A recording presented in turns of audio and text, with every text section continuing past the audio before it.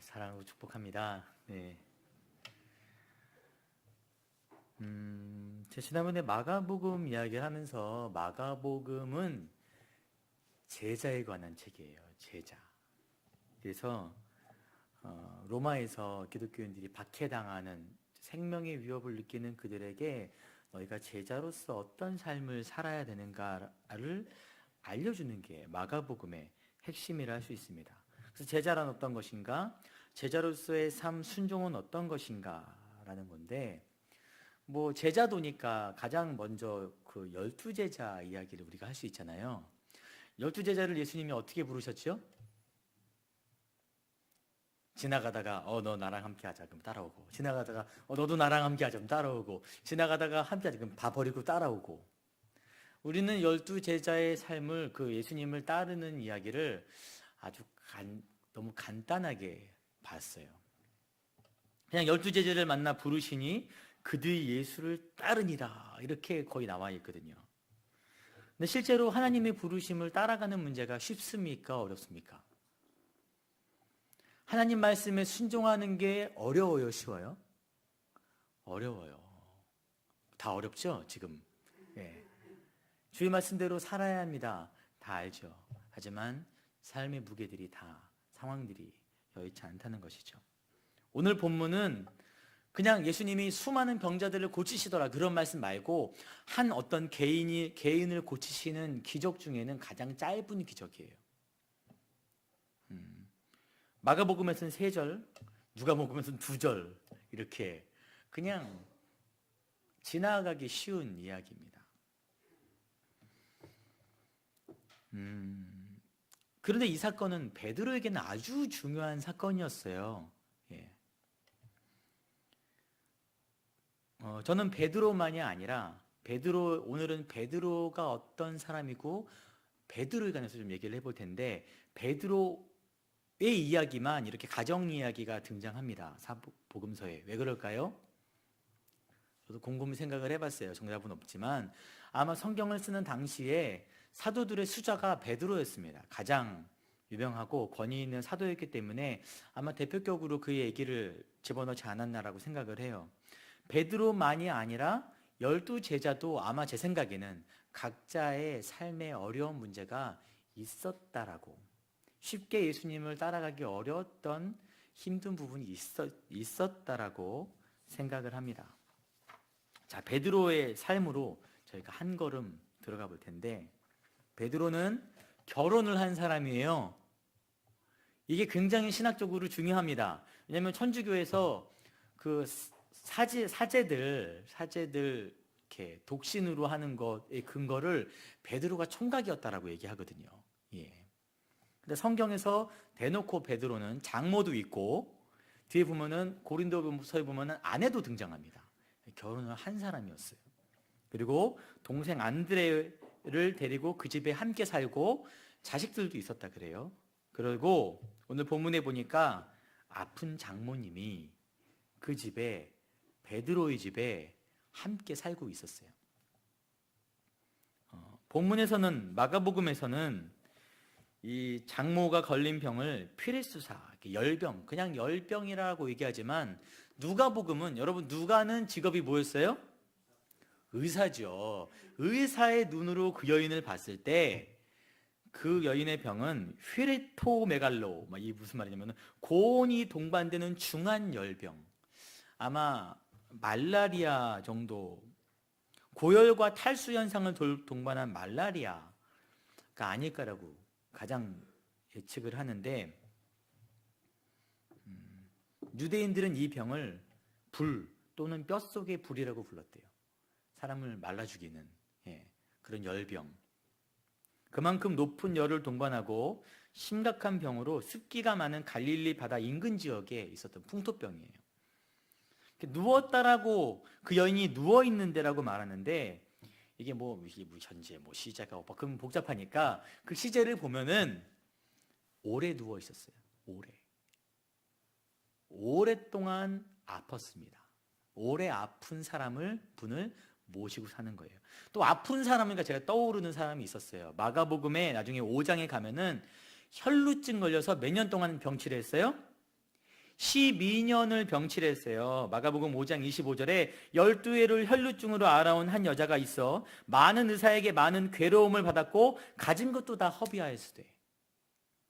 오랜 병에 많은 돈이 허비되죠. 예나 지금이나. 요즘은 저희 나라는 엄청 좋은 나라예요. 의료보험 재택해도 있고 막 실비 막 보험도 있고. 이 당시에는 그런 것도 없었어요. 병 걸리면 죽거나 아니면 돈을 다 탕진할 때까지 쓰거나 해야 되는 것입니다. 그 여인도 오랜 병 때문에 모든 돈을 썼는데 베드로가 장모를 모시고 사는데 장모님이 오랫동안 아파요. 그럼 상식적으로 그 모든 병에 대한 경제적 책임을 누가 지고 있는 거예요, 지금? 베드로가 지고 있는 거예요. 베드로가. 그 당시에 여성들은 경제권이 없었기 때문에 베드로가 그 집안에서 그 일을 하는 베드로가 가족을 부양하고 자연스럽게 장모를 책임지고 있었다라는 게 더 합리적인 판단이죠. 왜냐하면 그 장모가 베드로의 집에 있었기 때문에.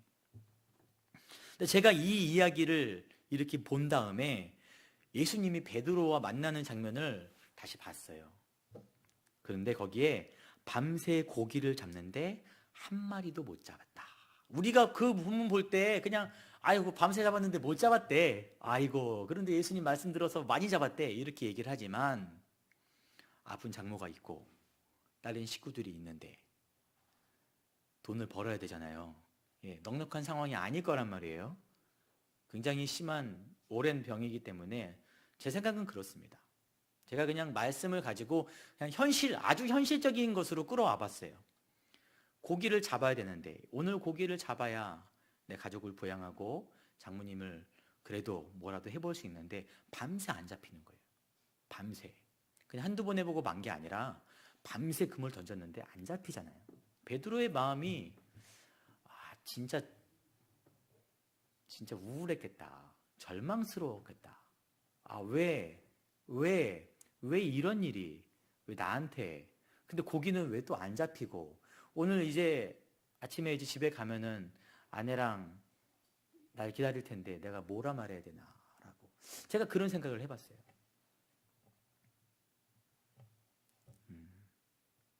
제가 이 본문을 그렇게 보니까 본문이 또 다르게 보이는 거예요. 내가 베드로에게 너무 무심했구나.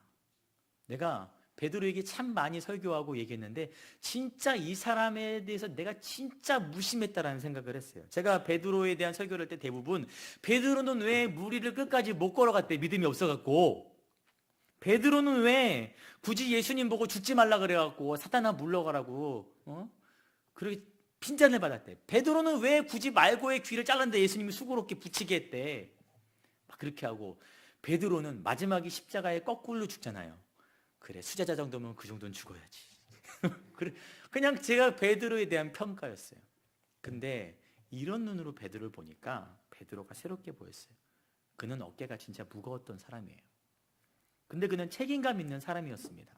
왜냐하면 예수님이 그 당시에 사회 고발을 하시는데 그 당시 사회상을 고발하시는 것 중에 마가복음 7장에 고르반이라는 게 등장합니다. 뭐냐면은 내 재산을 하나님께 다 드렸다라고 선언을 하는 거예요. 그러면은 다른 곳에 그 돈을 쓸 수 없습니다. 근데 실제로 그렇게 한 게 아니라 요즘 편법처럼 그렇게 노부모를 모셔야 되는 상황에서 내 재산을 하나님께 다 드렸다라고 하지만 실은 내가 쓰고 선언했기 때문에 내 부모를 안 모시는 우리 어르신들은 분개할 수 있는 어르신을 모시지 않는 사회 풍조가 속히 믿는다는 사람들, 좀 잘났다는 사람들 사이에서 성행하고 있었어요. 예수님이 그래서 그 고르반을 사회적으로 고발하십니다. 근데 베드로는 장모님을 저도 예전에 장모님 좀 아프셔갖고 한 달, 두 달인가 집에 모셨었어요.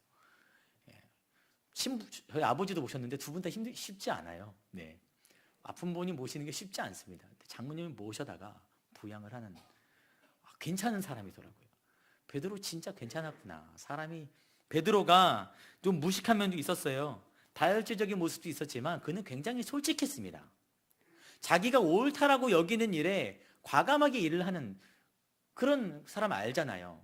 옳다고 여기는 일을 하지, 편법으로 돌리는 사람, 뒷말하는 사람, 다른 꿍꿍이가 있는 사람, 그런 스타일이 아니었잖아요.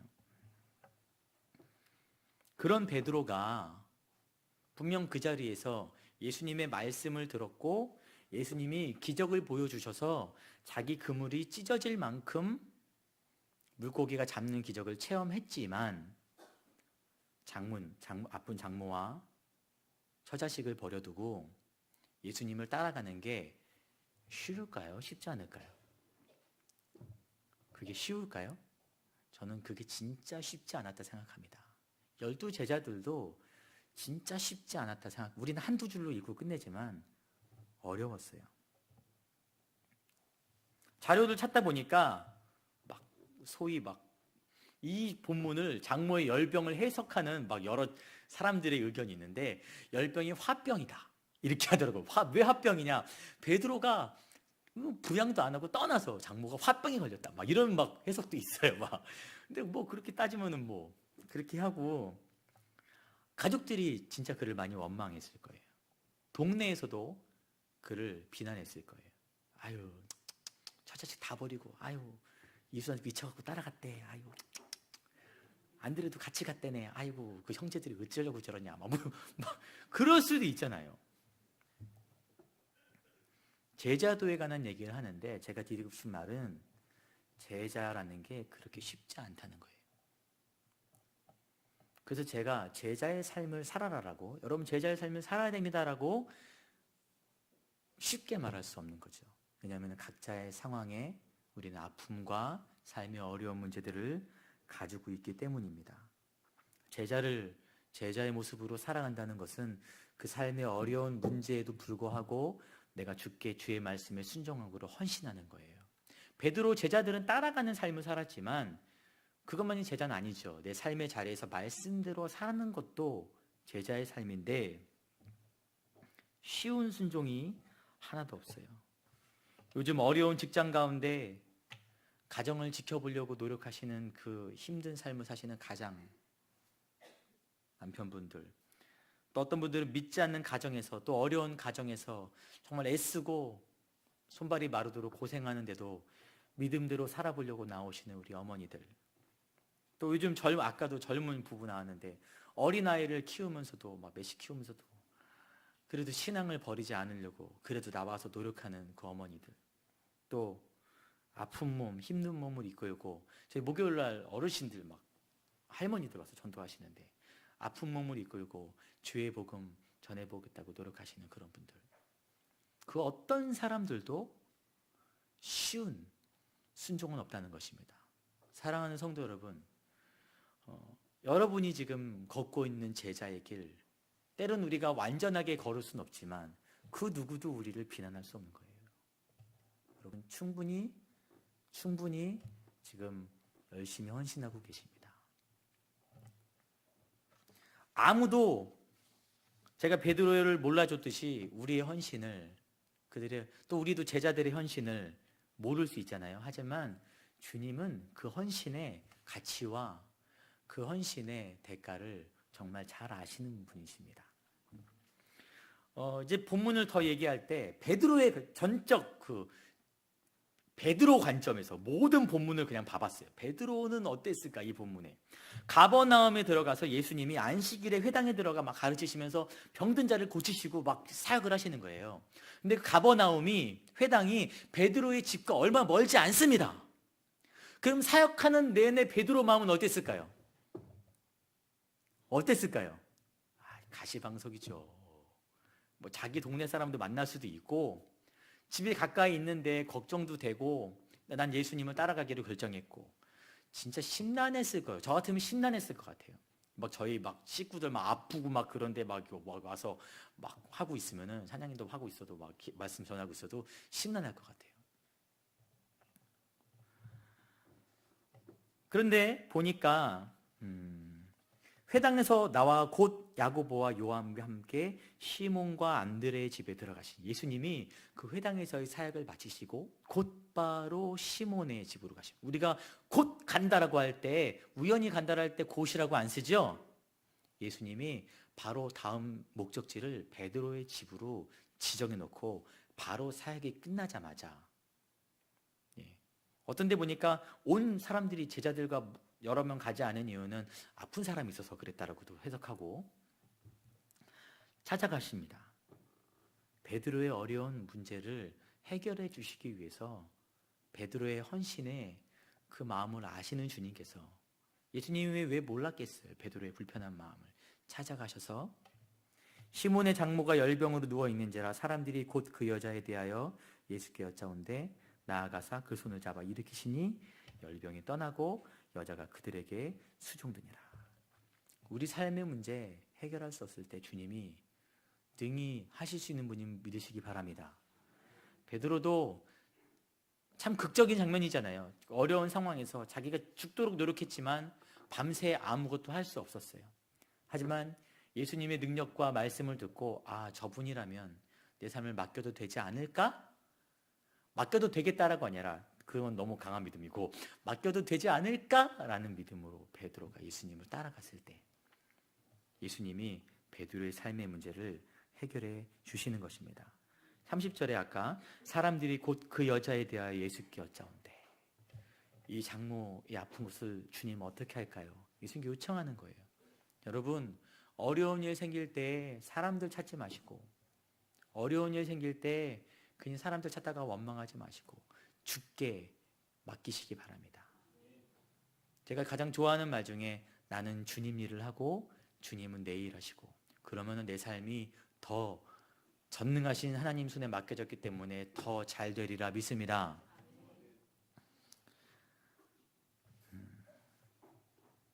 근데 제가 지금 예수 믿으면 무조건 문제가 해결된다라는 얘기를 하는 게 아니에요. 여러분, 그게 성경이 말하는, 물론 그런 은혜가 성경에 굉장히 많지만 그게 성경이 말하는 복의 핵심은 아닙니다. 실례로 이 사건이 일어날 때 동시에 어떤 일이 일어나고 있냐면은, 세례 요한이 마가복음 1장 14절에 요한이 잡힌 후 예수께서 갈릴리에 오셔서 하나님의 복음을 전파하여, 이 일이 일어나고 있을 때 요한은 잡혀 들어갔어요. 잡혀 들어가서 억울한 누명을 쓰고 목이 베어서 죽임을 당합니다. 예수님의 길을, 주의 길을 예배했던 그도 제자죠. 어떤 제자는 목이 베임을 당한, 누명을 쓰고, 예수 믿고서 더 어려운 상황들 맞이하는 분들 많이 만나요. 그런 분들하고 대화할 때 진짜 가슴이 아픕니다. 어떨 때는 진짜 어떻게 말해야 될지 모르겠어요. 세례 요한을 볼 때 세례 요한이 억울하게 죽임을 당했지만 저는 그가 불행하다고 생각하지 않습니다. 그가 불행하게 자신의 삶을 마쳤다고 전혀 생각지 않아요. 그는 구원의 확신, 천국의 소망이 있는 하나님 나라를 예비하다 간 사람이었어요. 그 안에 그 확신이 있는 것입니다. 오늘 본문을 또 다른 측면에서 바라볼 때 신학적인 측면이 존재합니다. 두 가지가 있는데, 그냥 병든 자를 낫게 했다라는 얘기를 넘어가서 첫 번째로는 그 회당에서 사람들에게 가르치시고 병든 자를 낫게 하시고 베드로의 집에서 장모를 낫게 하신 모든 일들이 안식일에 벌어집니다. 안식일에. 원래 안식일에는 그런 거 하면 안 된다고 막 유대인들이 막 예수님 비난하고 그랬어요. 안식일은 모든 이가 편안하게 쉼을 누릴 수 있는, 그런 마음의 기쁨을 누릴 수 있는 때여야지만 되는데, 그 장모도 안식일에도 여전히 그 열병을 앓고 있는 거예요.